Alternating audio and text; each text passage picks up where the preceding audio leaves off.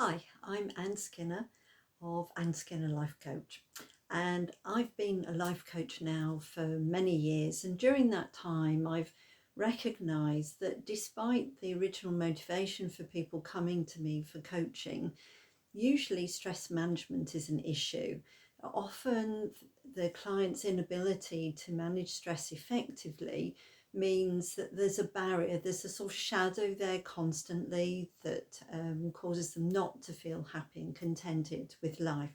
So, over the years, I've built up quite a range of tools and techniques that I've used to help these clients very successfully, actually, to manage their stress. And that's what I want to share with you in this series of stress management videos. So I'm going to start with stress first aid, or at least that's what I call it, because it's a bit like putting that plaster on a cut. It solves the issue immediately. It doesn't take away the cause. It doesn't help you heal, but it does stop the blood flowing at that moment. So a few little tips. I mean, I have a shed load really, but I'm just going to share three with you now. So my first go-to is always breathing. There are many breathing techniques that you can use, and I'll just share one with you. Now, the reason that breathing is my first port of call is because when we're feeling overwhelmed and things are getting out of control, our heart rate rises, our breathing becomes more shallow, and that sets off that whole stress response. We start to get into the fight or flight mode, which is also known as the sympathetic nervous system within our body. So certain non-essential aspects of our body, like digestion, start to shut down. And breathing can be a really quick, simple way of just restoring that balance, because when we start to breathe properly rather than panting from the tops of our chest but breathing right down into the diaphragm, it means that our brains get the message that maybe we're not about to be eaten by some marauding tiger, and that it can switch off that stress response and calm down the release of the stress hormones like cortisol. So the technique I'm going to teach you involves a bit of counting, but nothing too overt, so you can do this anyway. And what we're going to do is we're going to breathe in through the nose and out through the mouth, and in between we're going to hold the breath.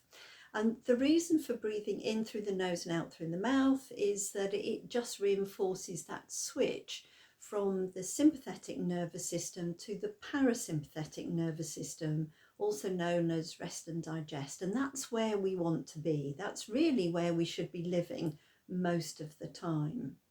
So we'll try that together, just breathing in through your nose for a count of 4.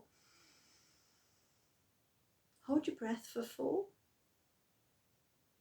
and out for 5. Now, if you felt that that was really quite comfortable for you, then as you repeat it, and I would suggest repeating this 3 or 4 times, but if you can, try to elongate the out breath for a count of 6 or even 7. And by making the difference in timing between the in-breath and the out-breath, it just helps clear some of the stale air that's been trapped in your body. You don't want to do this to a point that you're becoming lightheaded, so just repeat it 3 or 4 times. But if you can extend it to a count of 6 or 7, then it's just that little bit more efficient and you expel a little bit more of that stale air. So that's the first tip. The next tip is one that's very similar to techniques used to help people that are experiencing panic attacks. And we're going to use our senses here. And the reason for that is that it grounds us in what is actually in the here and now. Because when we're becoming overwhelmed, when we're starting on that stress panic kind of situation, our heads are going mad and we're starting to think of all the things that could happen rather than what is actually here and now. So by using the senses, we ground ourselves, and it just gives you a slight pause and an opportunity to regain control.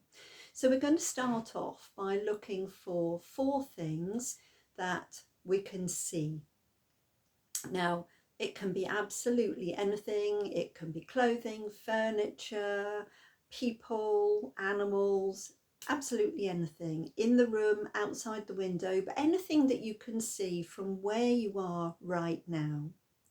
So take a moment to look at each of those 4 things, the different shapes and colours that they are. And then we'll move on to 3 things that you can actually touch. So that might be clothing, furniture again. Just feel the textures of the things that you're touching. You know, if it's clothing, is it warm? Is it soft? Your skin, is it warm? Is it smooth? Is it rough? Furniture or whatever. And just take that pause again between each of those 3 things just to feel the texture. And then we listen out for 2 things that we can hear. Now, one of those might be your breath, but it might also be traffic noise, voices, animals, can be anything again. And then finally, 1 thing that you can smell. Doesn't matter what it is, doesn't matter whether it's pleasant or unpleasant. It can be the fabric softener, perfume, shampoo, shower soap, or some other aroma in the air, but just 1 thing. We miss taste because that can be quite challenging if you haven't just eaten or drunk something. So that's the tip for using your senses just to reground yourself. And the final thing that I'll suggest is smile, because it's absolutely impossible to feel negatively when you're smiling. You cannot feel angry, sad, upset if you're genuinely smiling. So put that smile on your face. Look at yourself in the mirror if that's possible. Look yourself in the eyes, but if not, just smile anyway, because do you know what, even though you've got a challenging situation right now, it won't last forever. You will get through this and you will be okay. So that's my top tips for stress first aid.